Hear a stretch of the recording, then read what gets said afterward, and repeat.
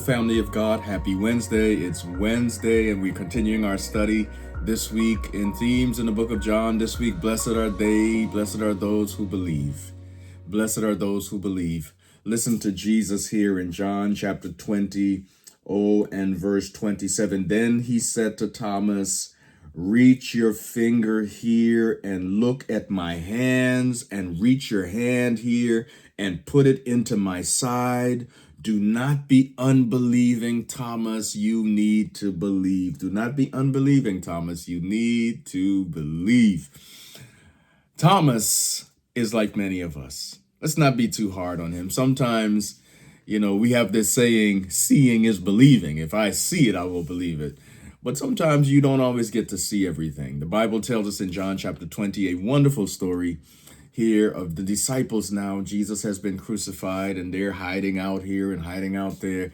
But after Jesus had risen, they were together, all of them except Thomas, in a room together. And the Bible says Jesus appeared to them and said to them, and I like this, I like his first words to them, peace be unto you. Peace be unto you. Jesus says it's going to be okay. Relax, I've got you. I'm back. They couldn't hold me. The grave couldn't hold me. They couldn't stop me. I'm back. Peace be unto you, says Jesus to his precious disciples. But they then believed, but Thomas was not there.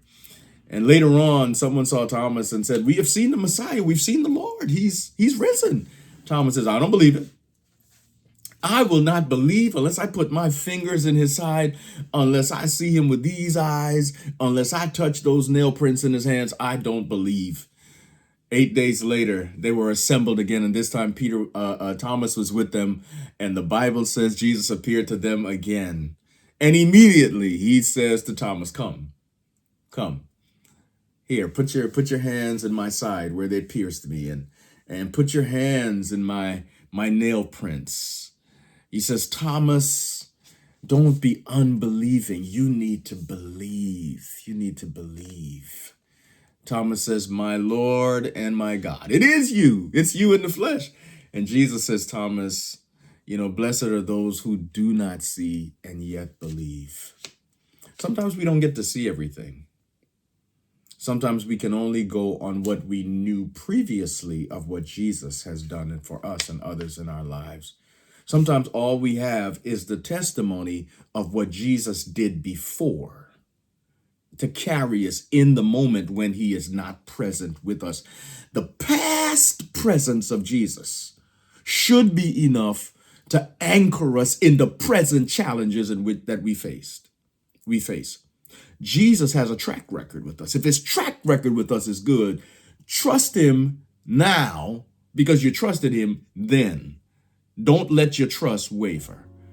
He is who he claims to be. And this doubting Thomas becomes a believer. All right, let's keep on studying. God bless you.